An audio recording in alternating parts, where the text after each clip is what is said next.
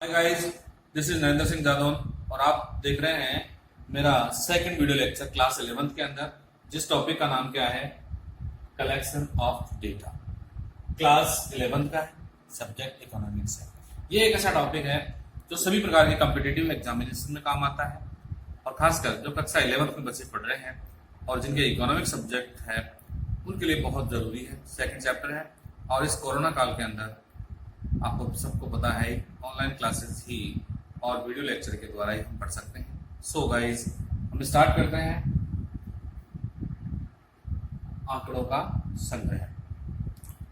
सबसे पहले हमें ये जानना जरूरी है कि आखिर आंकड़े क्या चीज है, और आंकड़ों के साथ साथ में और भी जो टर्म्स है, चर, प्रेक्षण और आंकड़ा। तो आप आंकड़ा, चर और प्रेक्षण, ये जब भी आप इस टॉपिक को पढ़ेंगे या स्टैटिस्टिक्स की किसी भी बुक को आप पढ़ेंगे तो ये वर्ड्स आपकी आंखों के सामने तैरेंगे। इसलिए सबसे पहले हमें इन वर्ड्स के बारे में समझना जरूरी है।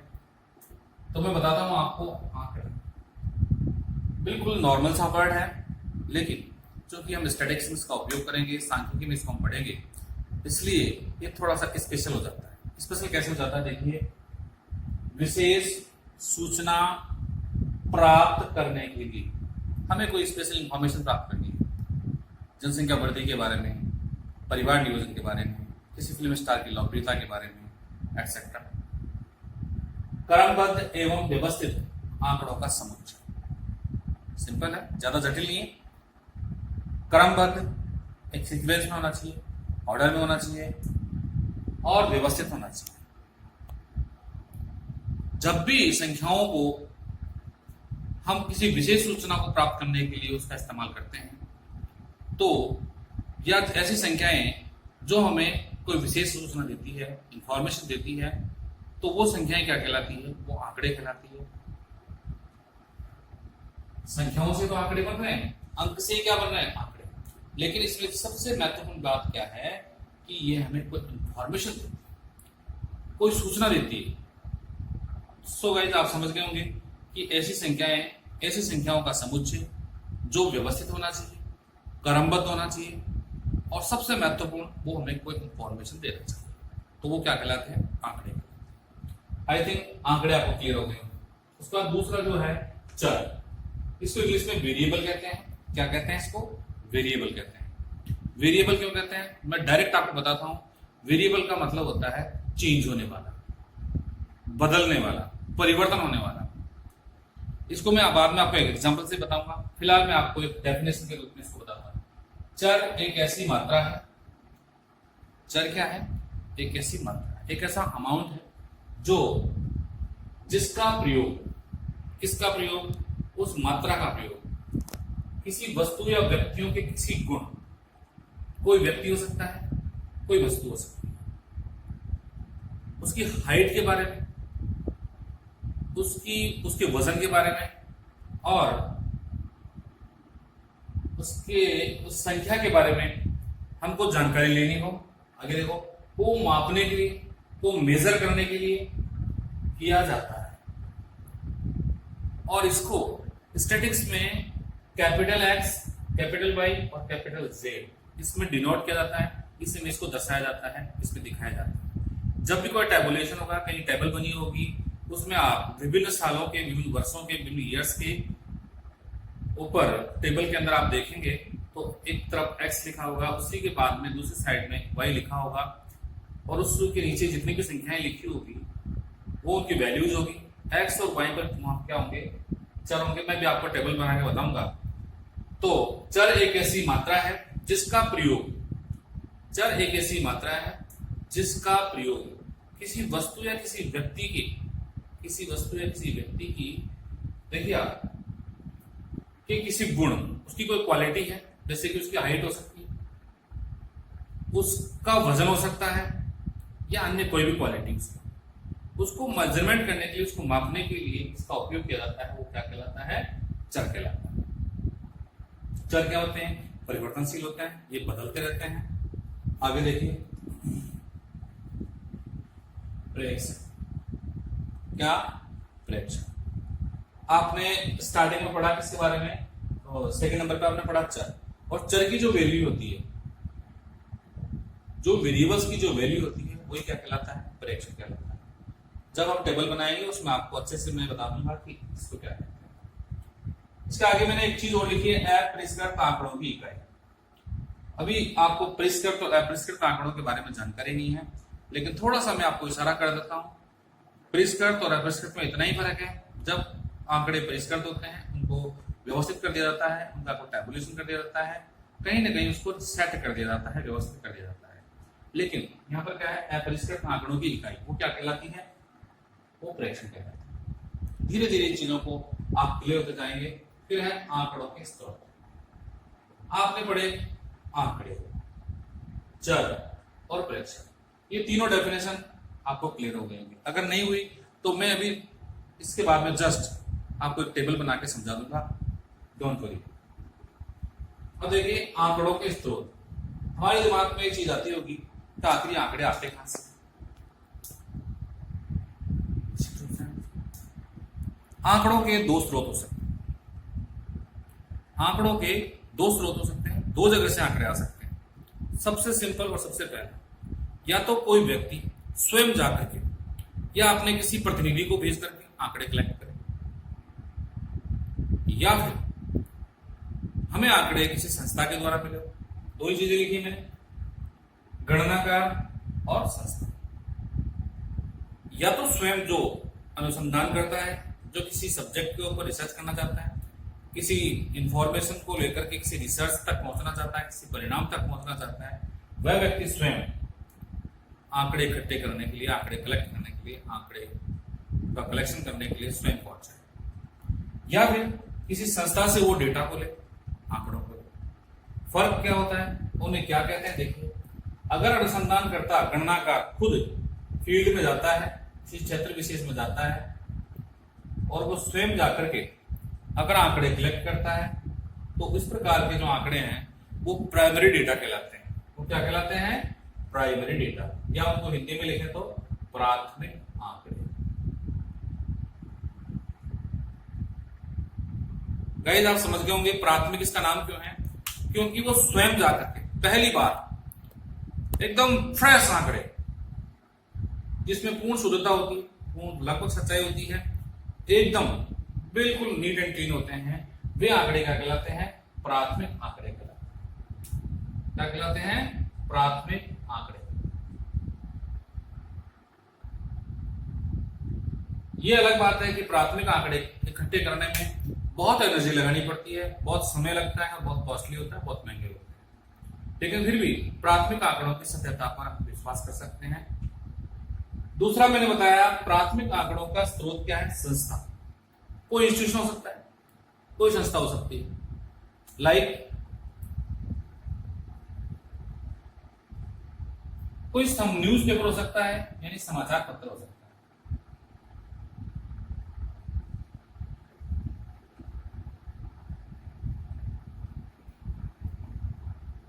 कोई समाचार पत्र हो सकता है, कोई वेबसाइट हो सकती है, कोई मैगजीन हो सकती है, कोई संस्था हो सकती है, या गवर्नमेंट की जितनी भी ऑथेंटिक पत्रिकाएं आती है वो हो सकती है, वहां से हमें आंकड़े मिल सकते हैं।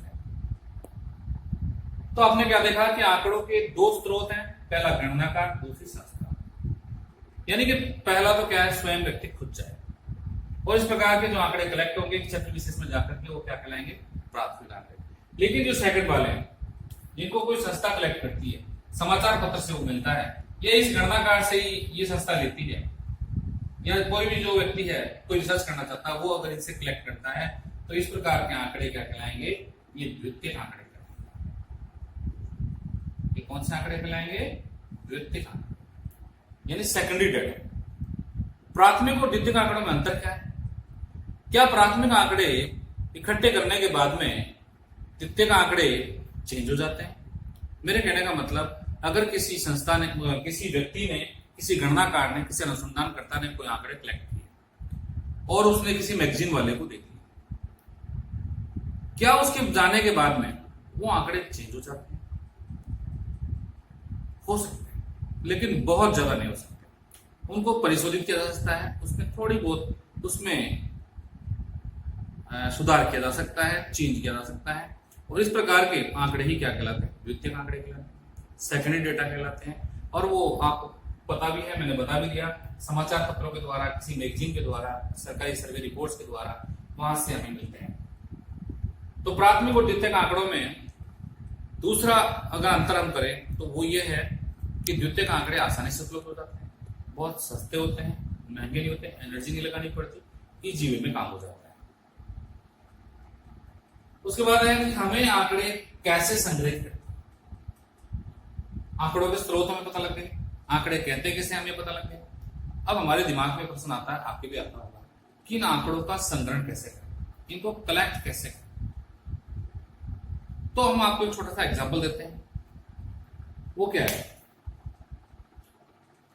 देखो सिंपल सी बात है, आंकड़ों का जो सर्वे, आंकड़ों को संग्रहित करने का जो पहला माध्यम है वो है सर्वेक्षण। क्या है?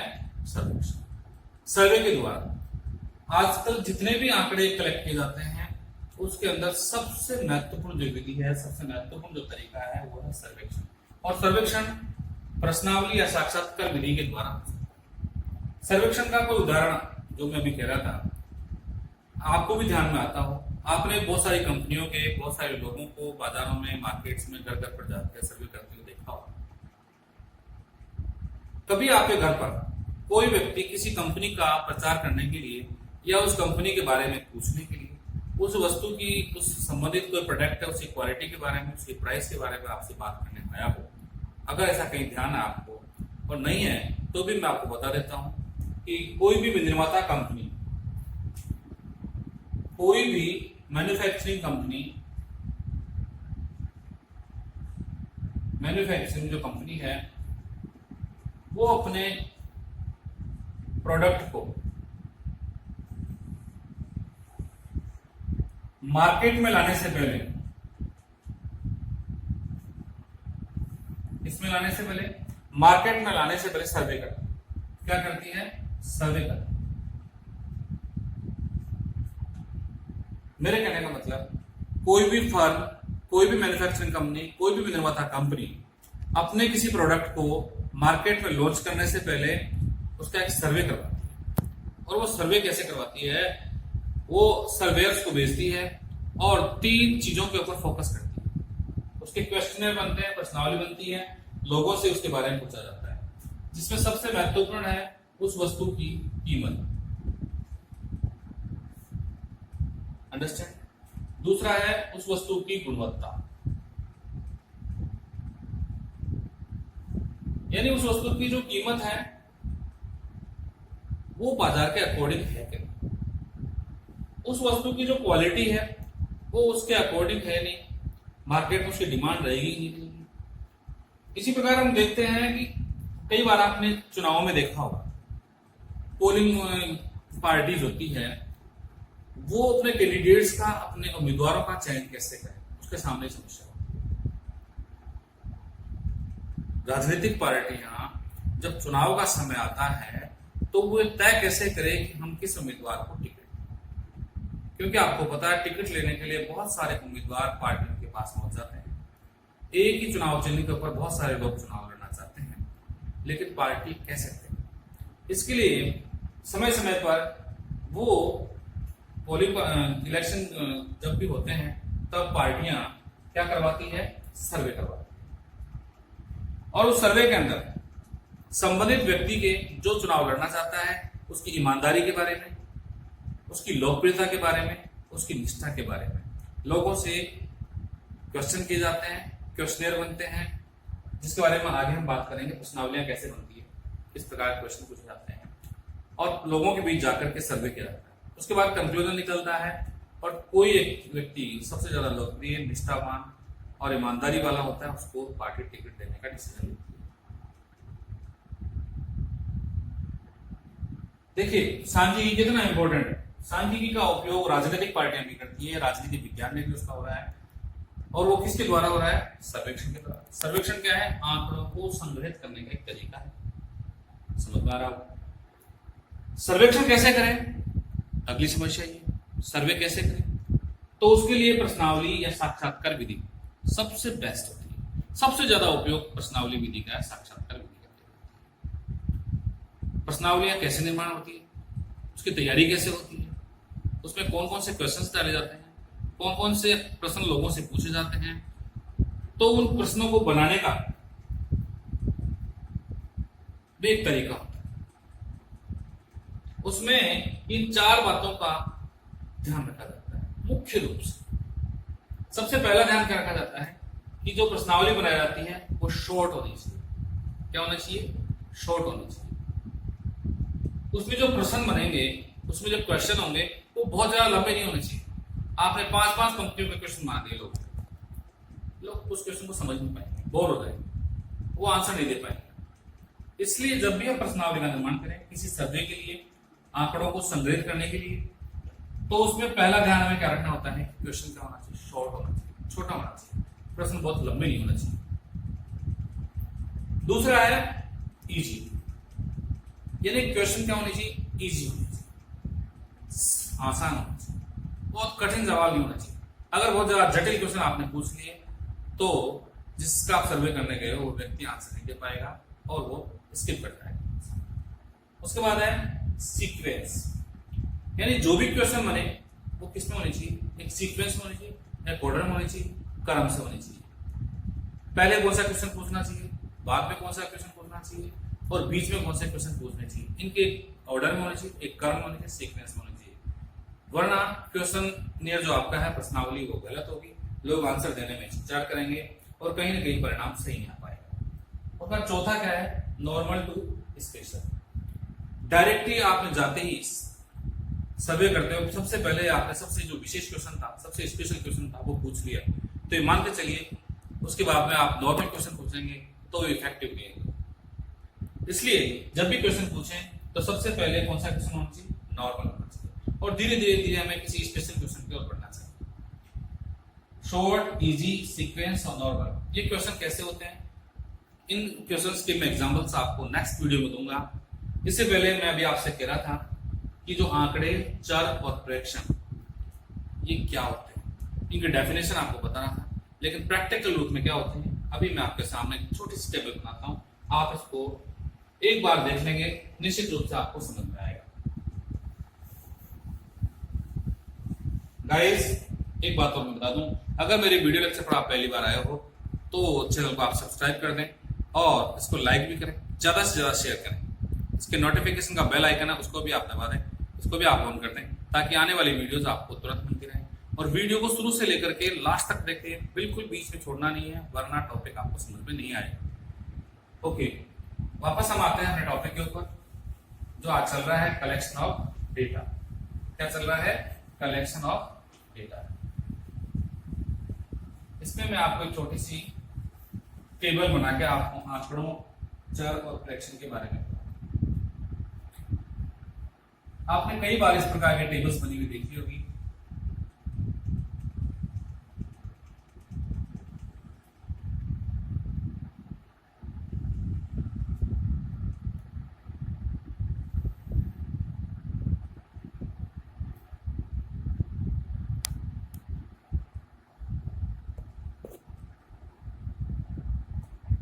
आपको दिखाई दे रहा होगा, मैंने लिखा है वर्ष यानी ईयर, यहां पर मैं लिख देता हूं।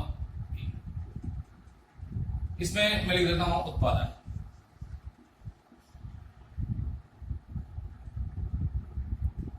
अब देखिए आप, मैं लिख देता हूं 1951। 1951 में हिंदुस्तान में कोई भी चीज ले लेते हैं, मान लीजिए खाद्यान्न ले लेते हैं। क्या ले लेते हैं? खाद्यान्न का उत्पादन। खाद्यान्न में चावल आते हैं, गेहूं आते हैं। खाद्यान्न का उत्पादन मान लीजिए कितना आता है? 100 मिलियन टन। हम इसको किस में काउंट कर रहे हैं? Million ton. किसमें? Million ton. 1951 में भारत में 100 मिलियन टन खाद्यान्न का उत्पादन। ठीक है, उसके बाद हम देखते हैं 1961। ये ऑथेंटिक डेटा नहीं है, ये अपना एग्जाम्पल के रूप में ले रहे हैं। उसके बाद में 1961 में 150 मिलियन टन हो जाता है, बढ़ करके 1971 में मान लीजिए बाढ़ हो गया, अकाल पड़ गया, तूफान आ गया, भूकंप आ गया, सुनामी आ गया, कुछ भी आ गया, उसके कारण से प्रोडक्शन कम होकर के 125 मिलियन टन हो जाता, कोई दिक्कत नहीं। उसके बाद 1981 इसमें खाद्यान्न का उत्पादन वापस बढ़कर के कितना हो जाता है 155 मिलियन टन। गवर्नमेंट की बहुत सारी पॉलिसी सुधारों के कारण 1991 में खाद्यान्न का उत्पादन बढ़कर के मान लीजिए कितना हो जाता है 200 मिलियन। एक सिंपल सी टेबल मैंने आपके सामने लिखी। इस टेबल से मैं आपको बताता हूं कि इसमें चर क्या है, इसमें आंकड़े क्या है, इसमें प्रेक्षण क्या है। तो देखो सबसे पहले हम बात करें किसकी, चर। चर क्या है, परिवर्तनशील। क्या है, परिवर्तनशील। आप इसमें क्या देख रहे हैं, वर्ष बदल रहे हैं, ईयर्स बदल रहे हैं, 51, 61, 71, 81 और 91। क्या है ये वर्ष, चर है। क्या है ये, चर। और इनको किसके द्वारा डिनोट किया जाता है, एक्स और कैपिटल वाई। स्टैटिक्स में चर को सामान्यतः capital X, capital Y, capital Z आदि के द्वारा डिनोट किया जाता है। 1951, 1961, 97, 1981 ये आप देख रहे हो, ये बदल रहे हैं। कौन बदल रहे हैं, क्या बदल रहा है, वर्ष बदल रहा है। साथ में खाद्यान्न का उत्पादन भी क्या हो रहा है, चेंज हो रहा है। 100, 150, 125, 155 और 200 ये भी लगातार बदल रहे हैं। ये भी क्या है, चर। चर एक ऐसी मात्रा जिसका प्रयोग किसी वस्तु या व्यक्तियों के किसी गुण, ऊंचाई, भार, संख्या को मापने के लिए किया जाता है। एक्स, वाई, जेड के द्वारा इनको डिनोट किया जाता है और ये परिवर्तनशील होते हैं। इस टेबल में आपको अच्छे समझ में आ गया कि वर्ष और जो खाद्यान्न है वो क्या है, चर है, वेरिएबल्स है। अब बात किसकी है, आंकड़ों। विशेष सूचना प्राप्त करने के लिए क्रमबद्ध एवं व्यवस्थित संख्याओं का समुच्चय क्या कहलाता है, आंकड़े। ये सब क्या है, आंकड़े। क्या है ये सब आंकड़े, ये डेटा है। साथ में क्या है, एक और चीज, ये फ्रैक्शन, सॉरी, प्रत्येक चर का मूल्य अपरिष्कृत आंकड़ों की इकाई क्या कहलाती है, ये फ्रैक्शन कहलाती है। चर क्या देखा आपने, ये रहा चर, इनकी ये क्या है, ये मूल्य है। तो ये क्या है, ये फ्रैक्शन, ये भी क्या है, ये सब फ्रैक्शन। मैं समझता हूं कि आपको आंकड़े, चर और प्रेक्षण बिल्कुल क्लियर हो गए होंगे, बिल्कुल आसान भाषा में क्लियर हो गए होंगे। और जहां तक मेरा मानना है आप इनको कभी नहीं भूल पाएंगे। इस प्रकार गाइस आज हमने पढ़ा है, सबसे पहले हमने पढ़ा आज, आपको ध्यान है, आंकड़े, चर, प्रेक्षण। और उसके बाद हमने क्या पढ़ा, सर्वेक्षण पढ़ा। आंकड़ों को कैसे संग्रहित करते हैं उसका तरीका पढ़ा, प्रश्नावली विधि के बारे में पढ़ा आदि। इसके आगे के जो टॉपिक्स हैं वो आने वाले वीडियोस में हम आपके सामने लेकर आएंगे। Thank you guys.